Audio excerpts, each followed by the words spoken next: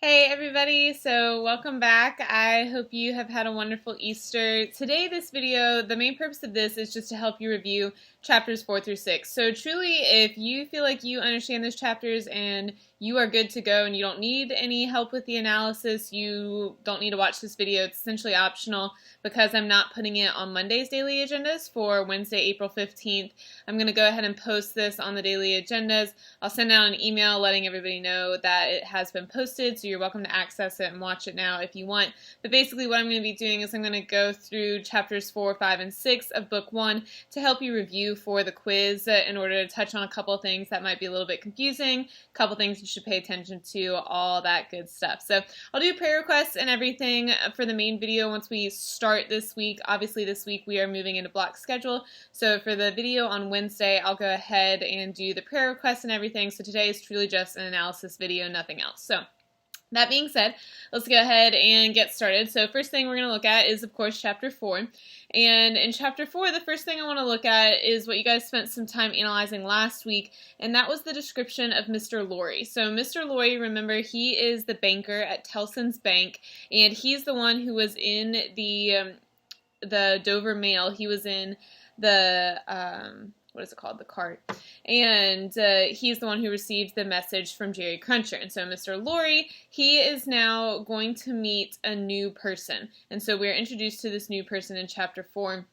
But right before you're introduced to her, you get this description, and this is what you spent some time analyzing last week. So the description of Mr. Lorry on page 12 is what I want to look at to begin with. So one of the questions I asked you on the daily agendas last week was, how would you describe Mr. Lorry based on Charles Dickens' description of him? So we look at the bottom of page 12. So specifically, the paragraph says, very orderly and methodical he looked, with a hand on each knee and a loud watch ticking a sonorous sermon under his slapped waistcoat, as though it pitted its gravity and longevity against the levity and evanescence of the brisk fire.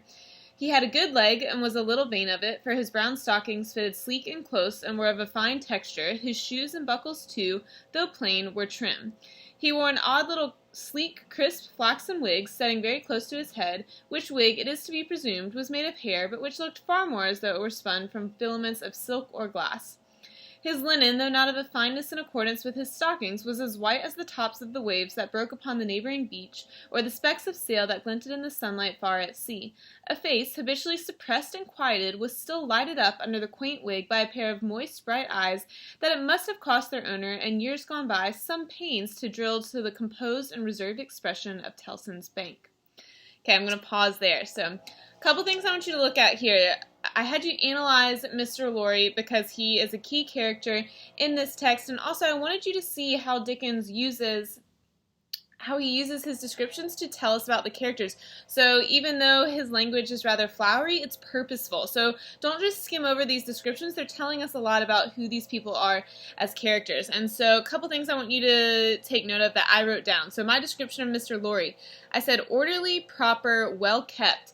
And so how did I know that? So if you look, right, so you talk about his waistcoat, and then it goes to talking about his leg, and it talks about specifically the pants that he is wearing.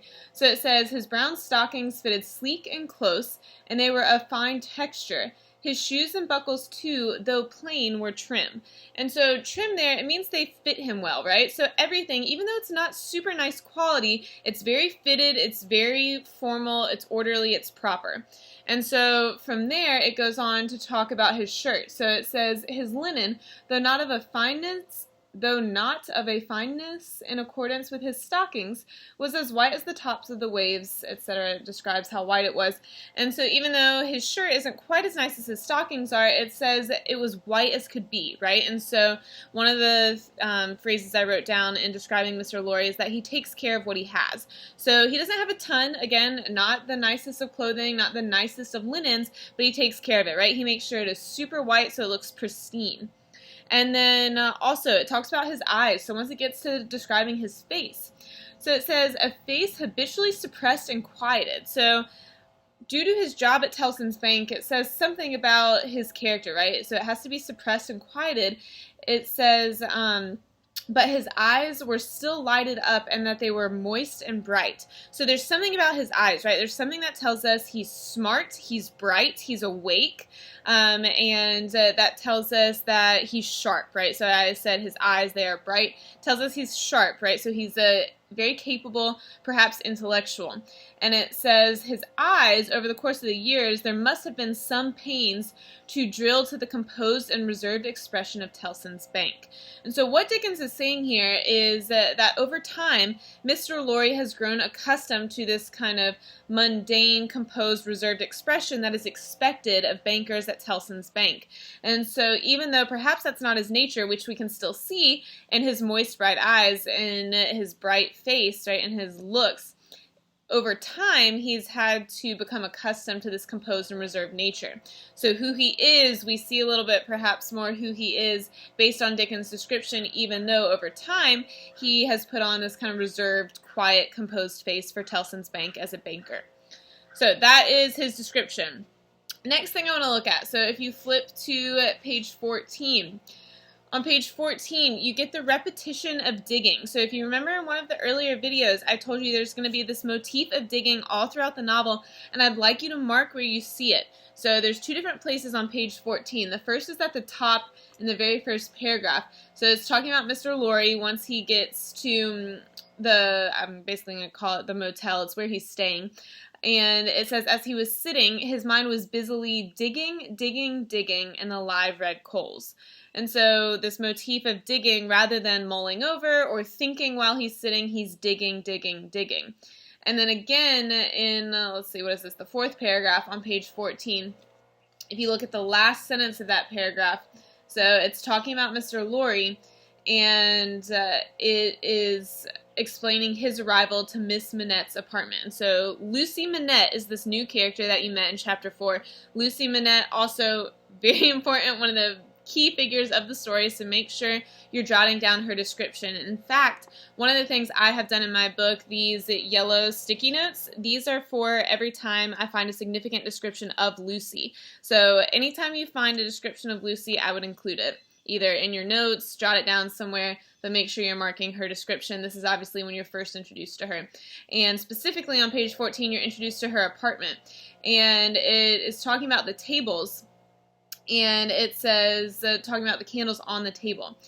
And it says that these had been oiled and oiled until the two tall candles on the table in the middle of the room were gloomily reflected on every leaf as if they were buried in deep graves of black mahogany, and no light to speak of could be expected from them until they were dug out. So again, a very peculiar way to describe candles on dark tables, but pay attention. So what Dickens is doing here, so he's talking about this repetition of digging, and so he's explaining that they are dark, right? They're heavy, they're dark, and there's something about them that needs to be brought to life, right? Brought to light. It says there was no light to speak of until they were dug out. So there's something about these candles that they have to be brought to life, or perhaps recalled to life. So then we get the description of Lucy, and again, it's always important, like I just said with Mr. Lorry, pay attention to how Dickens describes these characters. So we meet Lucy Manette, and it says she's not more than 17, and she's described by saying, it says, his eyes rested on a short, slight, pretty figure, a quantity of golden hair, a pair of blue eyes that met his own with an inquiring look, and a forehead with a singular capacity. And so it goes on to explain who she is, but basically picture, right? So it says she's got golden hair, she's not more than 17, she's short, slight, pretty, and she's got big blue eyes. And so keep that in mind. This is our description of Lucy Manette, young, beautiful.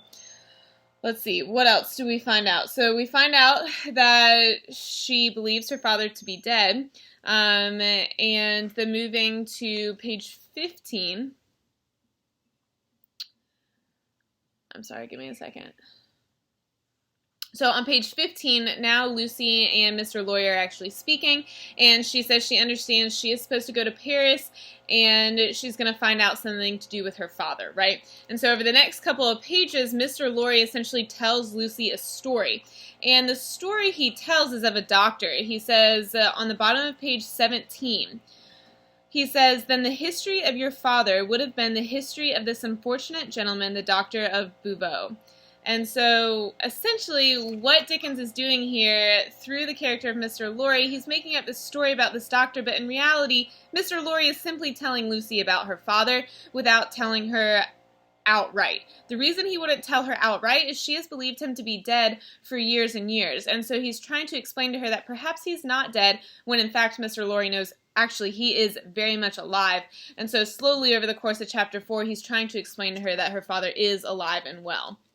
And so then if you move to page 19, the bottom of page 18 into 19, this is where Mr. Lorry actually tells her. So he says, but he has been found. He is alive. This is bottom of 18, moving to the top of 19. It says that he is greatly changed. And he goes on to say, your father has been taken to the house of an old servant in Paris, and we are going there. I to identify him if I can, you to restore him to life, love, duty, rest, comfort.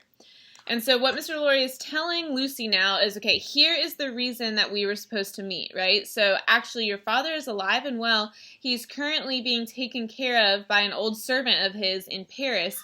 And so Mr. Lorry is going to take her. Mr. Lorry knew her father, Dr. Manette, in a past life, basically, right? So he used to work for Dr. Manette as a banker at Tellson's Bank.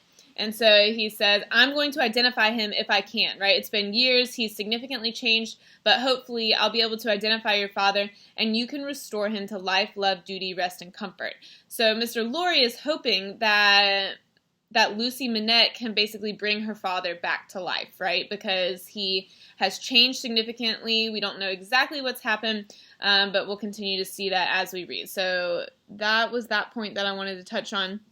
And then very last thing from chapter 4.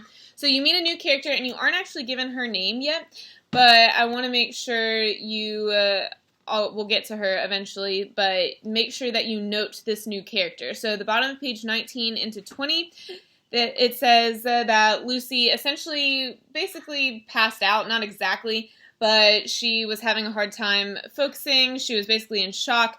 And so it says, a wild-looking woman, this is the bottom of page 19, a wild-looking woman whom even in his agitation Mr. Lorry observed to be all of a red color and to have red hair and to be dressed in some extraordinary tight-fitting fashion and to have on her head a most wonderful bonnet like a grenadier wooden measure and a good measure too, or a great Stilton cheese, came running into the room in advance of the inn servants and soon settled by the question of his detachment from the poor young lady by laying a brawny hand upon his chest and sending him flying back against the nearest wall.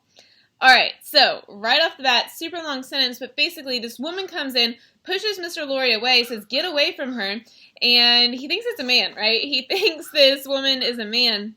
But really, this is Lucy Manette's caretaker. And so this is the woman who has raised Lucy. She's been with her over the course of these years that Lucy has been an orphan. And at the very end of chapter 4, on page 20, Mr. Lorry says to her, so he sees her call her my darling pretty, she takes care of Lucy by calling her my precious and my bird, and so Mr. Lorry, clearly recognizing this woman is important to Lucy, he says, I hope that you accompany Miss Manette to France. And basically this woman replies and says, well, of course I would, how could I not? And so she says, of course, I will accompany you, I've got to stay with Lucy. So this woman cares for Lucy, we don't know her name yet, but you will shortly. Okay, sorry.